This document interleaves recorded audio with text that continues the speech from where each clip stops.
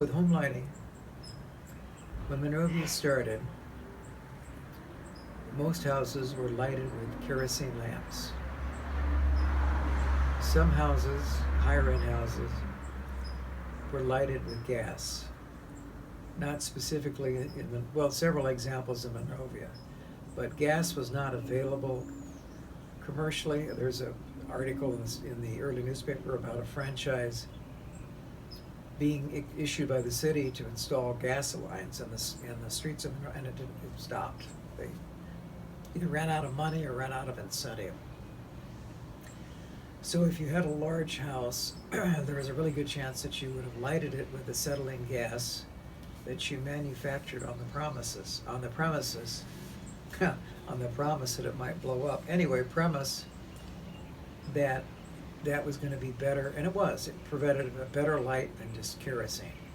They would mix water and calcium carbide, and that would form acetylene gas that you would burn in your lighting system that generated a fairly bright flame, certainly brighter than a kerosene flame.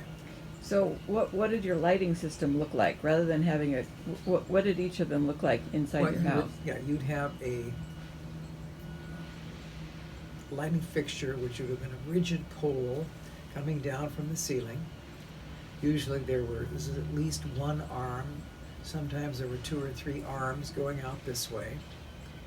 The burners for the acetylene gas faced upwards, and then there was usually a shade around that resting on a rim, and usually the shade was etched glass in a fancy pattern.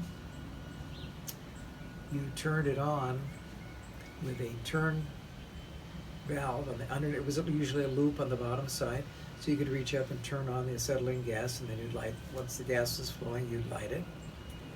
My grandfather told me as a youngster they had gotten to the point where you could light the gas remotely they would put a battery system that you would push, and it would generate a spark that would light the gas.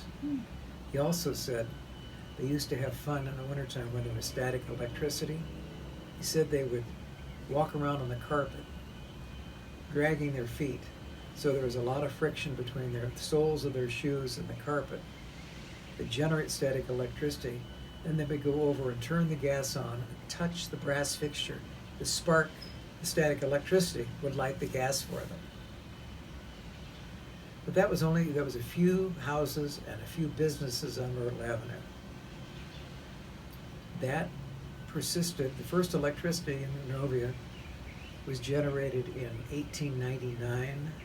There was a small power plant at the mouth of Monrovia Canyon, water powered, and it generated just a small quantity of electricity, not enough really to light the entire town. Then about 1900, thereabouts, maybe concurrently with the power plant, the city began to light the streets of Monrovia with arc lights, which were usually at intersections. And the arc light, the light itself was generated by passing an electric current through two sticks of carbon that were separated.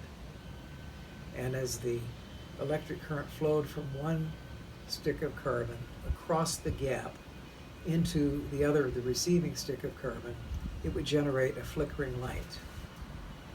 And those went in, I'm guessing 1899, 1900. I know they existed in 1901 because, well, there were pictures, but also I've got a letter that one of my grandmother's suitors wrote to her talking about being at Lemon Avenue under the light of the arc light, because there was an arc light at the intersection of Lemon and Ivy because the Grandview Hotel was on that corner. Going back to the electrical power plant, how was that conveyed to homes or businesses? Just on regular electrical lines strung down from the canyon to Monrovia. The interesting thing about the Burr House, Ramon Otero, he was reasonably sure from renovation work that they did that the house was wired for electricity at the time of its construction in 1893, but not hooked up until it was available. That's possible. Another thing that's possible is that when they started wiring houses for electricity, they developed some really sophisticated systems for placing insulators inside the wall and stringing the wires, utilizing those insulators. And tell us what's the address of the Burr House? 150 North Myrtle Avenue. So So I'm sure they used used kerosene to light the house initially. But if Ramon is correct, and there's a good chance he is, as soon as electricity was available in any kind of quantity, they then hooked the house up to the electricity and started using it for interior lighting. What they did in the Blair house, when it came time to wire the house, which would have been about 1906, they wired, of course they could wire the second floor from the attic. But the first floor, the floorboards in that house run east to west.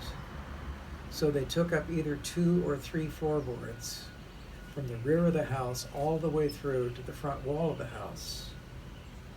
And then they put in the power lines. And then they cut holes in the floors in the center of each room over where they wanted the light below. And then they took lateral lines out to where they cut the holes. And then they routed the wiring down into the room itself. They banked the light switches. They didn't bother with light switches on the second floor. You walked in the room and fished around till you found the string and pulled it and lighted the room. Downstairs there were wall switches. In the hallway, they grouped them together. In the hallway there were 4 light switches in a row. There's a light switch that controls the porch light, the hall light, the second parlor, and the dining room. And there are 2 more switches next to the front door, and those control the front porch light and the other parlor. Now, when I moved the Blair house, there was no evidence of those switches in the front parlor. I was sitting there one time and I thought, you know, if there were switches for the lights in the house and for the other porch, why would there not have been a switch for the front porch and one of the parlors? I thought, where would they be? Right inside the front door. So I went over and I ran my fingers lightly down the wall. Here was this bulge where they had filled in the plaster. So I got a chisel. I took out the plaster patch, and indeed, here was the wiring. They just put it back in the wall, plastered over the opening, but the wiring was still there. The insulation was still perfectly good. So we hooked up switches once again. So at what point did electricity come to Monrovia? Well, the power plant 1899, they probably started providing power to Monrovia shortly after that. The first supply would have been pretty limited. I think that power plant was probably supplanted by Edison Electric in the early 1900s, which would have meant much better supply, much more reliable supply than that little power plant was able to supply. Don't we have pictures in the Legacy Collection of Edison Electric offices in Monrovia? 628 South Myrtle Avenue. Yeah. In fact, there's a great picture of the truck, the wagon out and back, where they went around town dealing with electrical issues. So once that was done, and the supply was adequate, then more and more homes began to be electrified. My house was probably electrified in the summer of 1907. I know that it wasn't electrified in 1906 because my grandparents were married November 1st of 1906. And for the first year of her marriage, my grandmother kept a log of everything she spent on the household. She would say, loaf of bread, 10 cents, berries, this, that, and the other thing. And then one entry was lamp chimney. And I thought, okay, lamp chimney, kerosene lamp. And then I asked her about it. She said, well, we had a man renting a room who was an electrician, and he offered to wire the house in exchange for in lieu of room rent. So he probably did that in 1907. Blair House was probably electrified about the same. A lot of houses in Monrovia were electrified, let's say, the first 10 years of the 20th century. So your grandmother had a room. She had a roomer who was an electrician. Never found his name. But yeah, what she told me was, yes, he agreed to wire the house for electricity in lieu of paying room for his rent. How frequent was it that families had roomers? Very frequently. Because there were a lot of single people, some of whom did not want to live in a hotel or a rooming house. They preferred a private residence, and anyone who had a spare room frequently would rent a room to someone who didn't cook, they just needed their own space.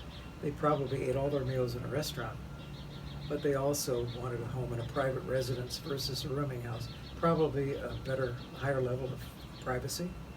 And did your family do that very often? Do you know? From about 1902 on. My grandmother's comment one time was, she said, far more money has been taken out of this house or has been generated by this house than it was ever put back into it. Yeah. Yeah, they had 3 bedrooms, 4 if you counted the part 1 room downstairs that could be used as a bedroom. And that was the case for years and years. Part of a room was rented out. In fact, one of the rooms, that downstairs room, in 1914, when the present bathroom and kitchen were added on, they put a sink in that room so you could have kitchen sink. They also, I was looking at the floor one time and I thought, why is there that little circular hole? And I gave it a poke. Well, the cork that was in it went through into the basement space. And I thought, why that? And I thought, ice box. The melting ice you would have go through the floor into the basement space. So you didn't have to empty the drip pan all the time. So the roomer would have his probably own ice box in his room. Is Ice that the box, idea? with a little kitchen area. And he wouldn't have eaten. Your grandmother wouldn't have cooked for him. Probably not. And they all shared one single bathroom downstairs. Yeah. Anything more about lighting or electricity? No, just the first houses that were wired were frequently wired with combination gas-electric fixtures because electricity was not yet completely reliable, and the gas was there as a backup system should the electricity fail. Was that dangerous? Not really. Well, it was dangerous years later if you decided to take out an antique fixture, not realizing it was still hooked up to the gas line. The owners of 415 North Primrose, many, many years ago, had a combination gas-electric wall fixture in the kitchen. And I was talking to Robina Miller, who was the owner, with her husband. And she laughingly said, yes, we thought we'd get rid of that old fixture. Took it off only to realize it was still live in terms of gas. So they had to get the gas turned off quickly to take care of it and then cap the gas line. Also, the old Hall of Records in downtown Los Angeles, which went up in 1907. Somewhere there was an article in the 50s when someone in the hallway was looking up and saw this unusual looking fixture and didn't realize it was a gas jet. Again, from the time when electricity was not completely reliable, they discontinued using the gas jets, but they never capped them. So they experimented and realized they were still live, so the health officer ordered that all the gas jets in the building be taken, removed, and capped. So what would electricity have been used for other than lighting in the early days? Okay, early on, some appliances, mostly heaters and irons. For example, in my 1914 kitchen, there is a built-in ironing board. And in the top of the ironing board, or in the case, is a light fixture. not with a plug, a light socket, because some of the early fixtures did not have plugs. They had a plug that was like a fuse, an electric fuse, where you would screw the plug into the light socket to get your electricity connected. I can remember seeing a couple old appliances with that kind of, rather not a prong plug, but a fuse plug on them. You also talk about how in the early days, humans, were the energy source. Right, especially the third graders when they go through the Anderson house.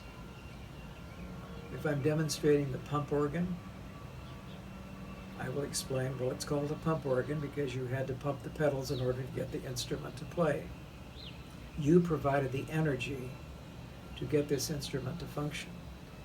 And then we talk about the treadle sewing machine in the dining room and the fact you had to sit there and pump the treadles to provide the energy to drive the sewing machine. What else? Pump organ. I talk about no television. Well, the hand crank, ice cream Right, maker. again, that you provided the energy for the ice cream maker. And the scrub board, washboard, where you provided the energy that cleaned the clothes because you scrubbed them on the washboard to get the dirt out. Then you put them through the wringer. You put them through the first time to get rid of the soap suds, and then you rinse them and put them through a second time to squeeze out all the rinse water, and then you hung them on the line. And the burning stove. Right. First you chop the wood, then you bring it And the in the old house. saying, you chop your own wood, it will warm you twice. Yeah. What about the telephone? How did it work?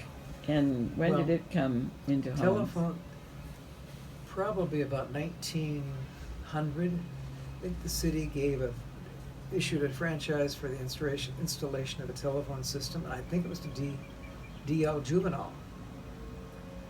And it was not a lot of subscribers, considered a luxury at first. It was housed either on the second floor or in a building at 517 South Myrtle, where Merengue Bakery is now.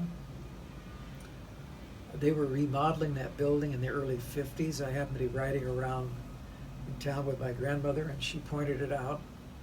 She said, that's where I used to work as a telephone operator. So the exchange was probably upstairs on the second floor of the building, and maybe the business center, the mechanical end of things, was in the back of the building. But the earliest directory, which is in the Legacy Collection, was 1904, and it has, what, would you say maybe 50, 60 listings? Not more than that. Mm-hmm. Right. With instructions in the first page reminding people to hang up the phone when they're done. Right. I think there was a couple telephones into Wardy.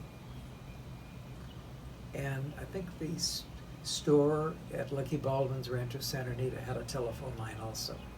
There's a telephone sign on the Baxter building, so there was a phone in the Baxter building some early year. Right. I'm forgetting But that the year. would have been probably an individual line rather than an actual exchange. Yes, because it was very early, 1890s maybe. Right. And apparently there was a lot of consternation because phone calls would be disrupted by the operator, who would turn off the line in Pasadena. Or, what was it? Harvey said something like, it's so hard to hear, you could probably shout towards Pasadena and have your message heard better than on the telephone. Something funny like that. So telephones went in and became prevalent after 1910, let's say. Numbers first, then later they had a system where the prefixes were colors and a number. Like black 200 was my grandmother's telephone line, and I think there was red, green, black, and blue, And I think that's it. And I'm thinking that maybe the consoles where the telephone operators sat, maybe they had sections identified by color. I have no idea. I was telling some friends this morning about an incident when my father's older brother was an infant and had a childhood disease, and he ended up having convulsions. And my grandmother could not get a hold of the doctor on his own telephone, so she told the operator what was going on, and the operator called around town until she located the doctor and directed him to come and look after my uncle. Try that now. It's the early 911 system. The early 911 system, which was the local operator.